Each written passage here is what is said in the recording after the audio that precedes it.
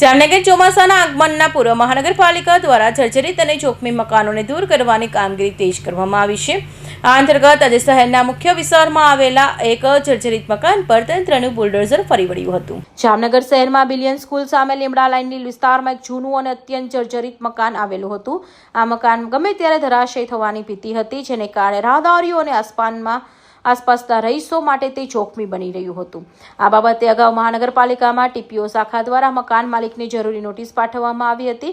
તેમ છતાં મકાન ખાલી ન થતાં તેને ટ્રેક ઉતારી લેવામાં આવતા તંત્ર દ્વારા કાર્યવાહી કરવાનો નિર્ણય લેવામાં આવ્યો છે। જણા ઉપર જોખમનું કામ કરતા હતા।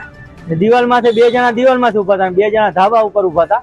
તો ઓલી બાજુનો ધાબો પડી ગયો ને, એના ભેગા અમારા બે માણસે બે ભેગા ગયા, બે પડી ગયા ને એમાં એક જણો તો એક માળે રોકાઈ ગયો, બીજો તો ડાયરેક્ટ તરીએ જ ગયો।